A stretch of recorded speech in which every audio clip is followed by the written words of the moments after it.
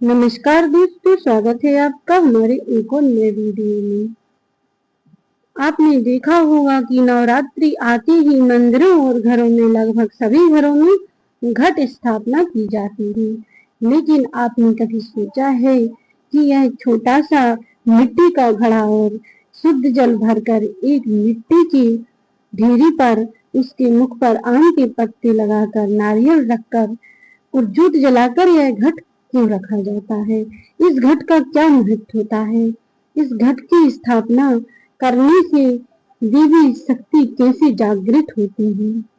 आइए जानते हैं इसके पीछे का रहस्य। घट स्थापना करने की विधि और उसका रहस्य। घट स्थापना केवल परंपरा नहीं है। घट स्थापना का अर्थ होता है, संस्कृत में घट का अर्थ होता है शरीर।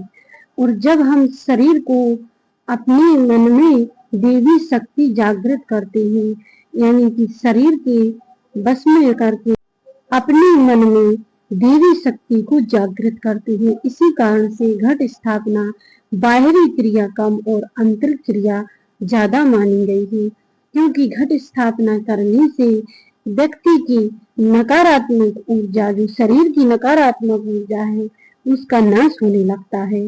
पॉजिटिव विचार उसके हृदय में आने लगते हैं। घट नवरात्रि में घट स्थापना का मतलब होता है देवी शक्ति का आह्वान और ब्रह्मांडीय ऊर्जा का प्रतीक, यानी कि ब्रह्मांड में ऊर्जा आ जाती है। जब हम घट स्थापना में देवी शक्ति को एकाग्रित करते हैं तो सारे ब्रह्मांड में ऊर्जा का प्रतीक हो जाता है। शास्त्रों के अनुसार कलश को ईश्वरी शक्ति का निवास स्थान माना जाता है, जिसमें सभी देवताओं और तीर्थों का वास हो जाता है। यानी कि जब हम घर में अपने घट स्थापना करते हैं या मंदिरों में करते हैं तो उस कलश में सभी देवी देवताओं का और तीर्थों का भी वास माना जाता है।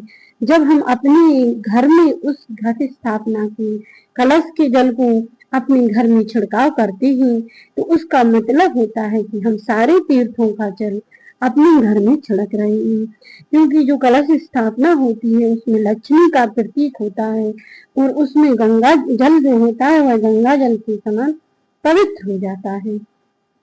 देवी शक्ति का आह्वान। हम अपने घर में घट स्थापना करके देवी शक्ति का आह्वान करते हैं। उस कलश के अंदर जो जल भरा रहता है वह गंगा जल के समान पवित्र हो जाता है और घट में देवी शक्ति का आह्वान हो जाता है।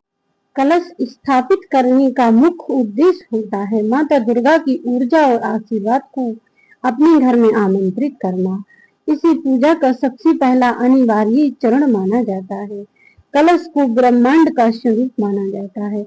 इसमें रखा जल शीतलता और जीवन का प्रतीक है, जबकि इसके ऊपर रखा नारियल मनुष्य की बुद्धि और जीव को प्रतिनिधित्व करता है।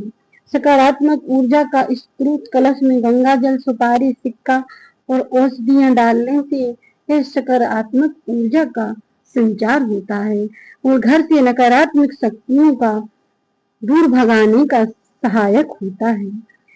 जौ उगाना। कलश के नीचे जो जौ बोई जाती है, जौ को ब्रह्मा जी द्वारा उत्पन्न पहली फसल माना जाता है। यदि जौ अच्छी तरह से अंकुरित होती है तो इसी घर में सुख समृद्धि और आने वाले साल में शुभ होने का संकेत माना जाता है, क्योंकि चैत्र नवरात्रि जो होती है यह हिंदू पंचांग के अनुसार इसको नव वर्ष माना जाता है, यानी कि चैत्र से ही नव वर्ष की प्रारंभ होती है।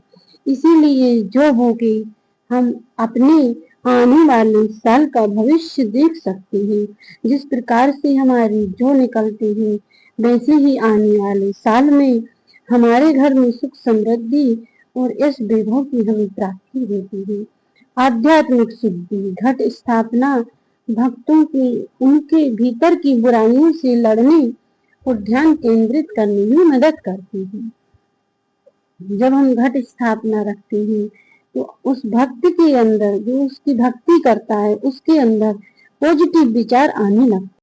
पौराणिक मान्यताओं अनुसार जब हम घट स्थापना करके माँ दुर्गा का आह्वान करते हैं, जिससे हमारी मनोकामना भी पूर्ण हो जाती है। माँ दुर्गा का आशीर्वाद हमें प्राप्त होता है। इस वर्ष 2026 में चैत्र नवरात्रि का प्रारंभ 19 मार्च से हो रहा है, जिसमें घट स्थापना का विशेष महत्व है। घट स्थापना का मुहूर्त 6:52 से लेकर 7:47 तक है। अवधि 51 मिनट है। यदि आप इस समय चूक जाते हैं तो दोपहर में भी अभिजीत मुहूर्त 12:05 बजे से है 12:53 बजे तक कलश स्थापित किया जा सकता है। घट स्थापना नवरात्रि के पहले ही दिन की जाती है। कलश स्थापना के लिए मिट्टी का पात्र और मिट्टी का रखने के लिए सर्वोत्तम माना जाता है। कलश स्थापना में राहु काल का विशेष ध्यान रखें। इस दौरान पूजा न करें, क्योंकि राहु काल में कलश स्थापना नहीं की जाती है और इसके बाद ही आप राहु काल देखकर ही कलश स्थापना करें। तो इस तरह आप अपने घर में घट स्थापना करके माँ दुर्गा का आशीर्वाद प्राप्त कर सकते हैं और माँ दुर्गा की कृपा से ही घर की नकारात्मक ऊर्जा भी खत्म कर सकते हैं और अपने घर में सुख समृद्धि का माता रानी से आशीर्वाद ले सकते हैं। तो आज के लिए बस इतना ही। वीडियो भी अच्छी लगी हो तो लाइक करके कमेंट बॉक्स में जय माता दी जरूर लिख देना और जो भी मेरे चैनल पर नए हो चैनल को सब्सक्राइब करके बेल आइकन को ऑन कर देना। हम ऐसी ही जानकारी लेकर आते रहते हैं, तो बने रहिए हमारे साथ ऐसी ही धार्मिक कथाओं के लिए और मिलते हैं नेक्स्ट वीडियो में। तब तक के लिए सभी भक्तों को जय श्री कृष्णा, राधे राधे, जय माता दी।